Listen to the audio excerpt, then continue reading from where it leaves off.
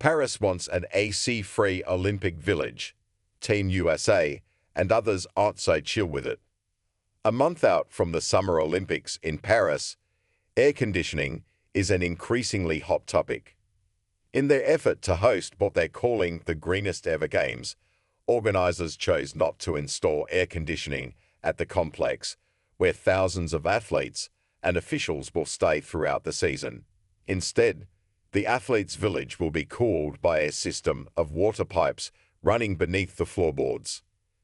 This village was designed to avoid the need for air conditioning, even in very, very high temperatures, in order to maintain comfortable temperatures, Paris Mayor Anne Hidalgo said in March. France was among the European countries that saw record-breaking heat waves last summer, which was the joint hottest ever recorded on the continent. More than 5,000 people died in France last year as a result of extreme heat. Densely populated Paris has the highest risk of heat-related deaths of any European city. And a new report warns that high temperatures could pose a deadly threat to Olympians this year. Officials aim to keep the rooms at between 73 to 79 degrees Fahrenheit and will also provide fans. But the response from many competing countries has not exactly been chill. A growing number are planning to provide their athletes with portable units instead, and the US is one of them. Sarah Hirschland, CEO of the US Olympic and Paralympic Committee, USRPC, confirmed at a Friday briefing that members of Team USA will have air conditioning in their rooms. In our conversations with athletes, this was a very high priority and something that the athletes felt was a critical component in their performance capability and the predictability and consistency of what they're accustomed to, she said, adding that the committee has great respect for organizers' focus on sustainability. When asked who would supply the air conditioners, Hirschland said, "I believe that the USRPC is responsible for those." The lack of AC isn't the only subject of criticism this week. Parisians threatened to defecate in the Seine River on Sunday to protest sewage contamination after reports found unsafe levels of E. coli bacteria in the water less than 2 months before Olympic swimming competitions are scheduled to start there. Who else is bringing AC? Michel Wooler/AP. The Washington Post reported earlier this month that Canada, Great Britain, Italy, Germany, Greece, Denmark, and Australia are among the countries with plans to use portable air conditioners in some or all of their athletes' rooms. Leaders from some of those countries have said publicly that they either plan to bring the units themselves or obtain them in France.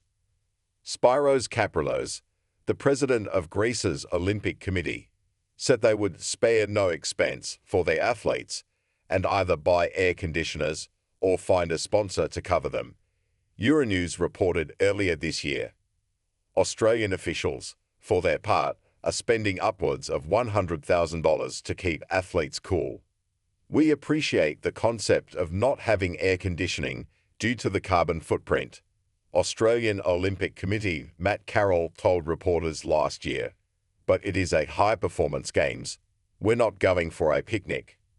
Japanese officials have also said that they plan to pay for athletes' air conditioning for safety and security reasons. They told the Japan Times last week that they placed orders via the organizers' rate cards, a list of add-on amenities available to delegations at an extra price. Not all countries can afford to pay for lower sleeping temperatures, however. "We don't have deep pockets," Donald Rukar, president of the Uganda Olympic Committee, told the Post. Hidalgo, who is against countries bringing their own units, stressed earlier this year that Paris organizers would not change course. "I think we have to trust science on 2 counts," she said. "The first is what scientists are telling us about the fact that we are on the brink of a precipice.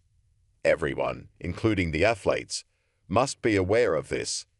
And secondly, We have to trust the scientists when they help us to construct buildings in a sober way that allows us to make do without air conditioning. Experts warn of extreme temperatures and risks to athletes.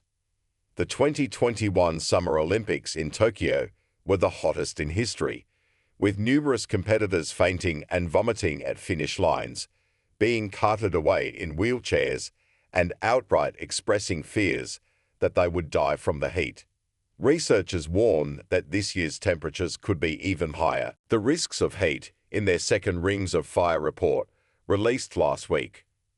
The 37-page report outlines scientists' predictions for high temperatures in Paris, athletes' testimonials about the effects of competing in extreme heat, and several key requests for organizers of summer sporting competitions. Those include avoiding scheduling events in the hottest times of day and reassessing their sponsorships with fossil fuel companies. For athletes, from smaller performance-impacting issues like sleep disruption and last-minute changes to event timings, to exacerbated health impacts and heat-related stress and injury, the consequences can be varied and wide-ranging. Lord Sebastian Coe, president of World Athletics, writes in the introduction, "Whilst global temperatures continuing to rise, climate change should increasingly be viewed as an existential threat to sport."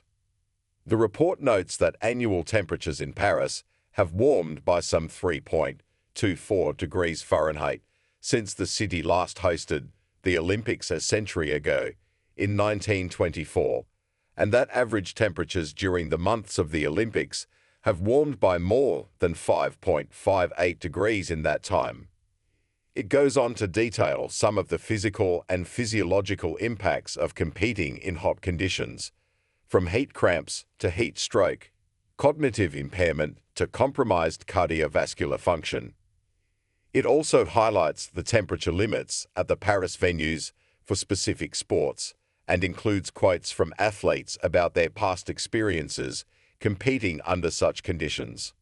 For me, it's like you are in the build-up to the worst part of a bad flu, shivery and weird and hot and cold, said tennis player Marcus Daniel of New Zealand. Your mind can't focus and your mouth is disgustingly dry.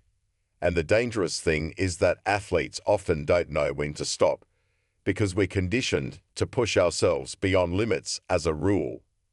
Sponsor message. The village will become housing after the Games. Air conditioning is much less common in Europe than in the US, and especially rare in France. Less than a quarter of French households had AC as of 2022, compared to nearly 90% of those in the US. The Associated Press reported earlier this year that organizers have been studying heatwaves block by block throughout the athletes' village and simulated those conditions to test their cooling system. Despite outdoor temperatures reaching 41 degrees Celsius, 106 degrees Fahrenheit, we had temperatures at 28 degrees, 82 degrees Fahrenheit, in most of these rooms, said Laurent McCord, the director of the Olympic and Paralympic villages. In other rooms, we